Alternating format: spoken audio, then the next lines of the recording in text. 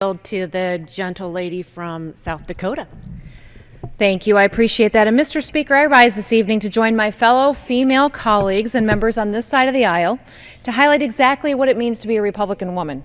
Mr. Speaker, I grew up in a family that didn't believe that there were certain tasks for boys or certain tasks for girls, but we all did it all. My dad taught me how to drive a semi-truck and a combine, just like he did my brothers. I was expected to help with the chores, even though they were tough and they were often dirty ones. I grew up thinking that I could do anything that the boys could do, and that way of thinking has certainly stayed with me. Over the years, I helped run our family businesses, including the farm and the ranch. I helped run the family restaurant and our hunting lodge. Although our businesses never grew so large that I was one of the women who are a part of what controls now 51% of the New York Stock Exchange, I always remembered what my dad said.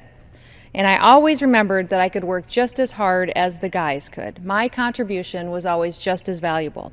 A few years ago, with young kids, raising them still at home, I saw that we needed someone with business experience, someone with common sense and ag experience to serve in our state legislature.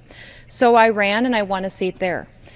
I realized that if I was going to be there and spend time away from my family and away from my businesses, I wanted to be as effective as I possibly could.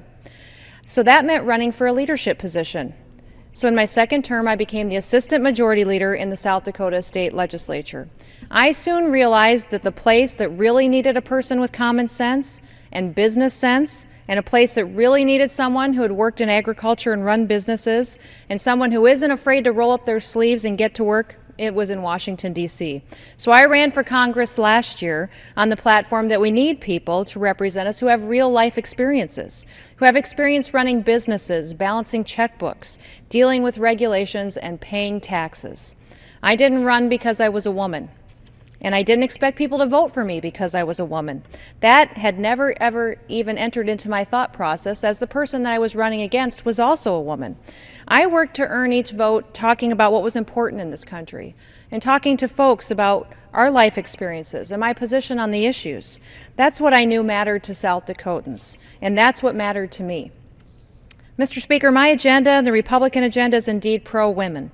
It is pro-woman because it's pro-small business, pro-job creator, pro-family, pro-economic growth. You see, just as my dad taught me years ago, women in my home state of South Dakota and all across this country, we care about the same things that men do. They're worried about the security of their jobs, they're worried about their children's future, and they're worried about finding a job if they need one. We're worried about the excessive spending that this country is engaging in and the overwhelming debt that we're continuing to accumulate and that we're going to leave to our children and our grandchildren.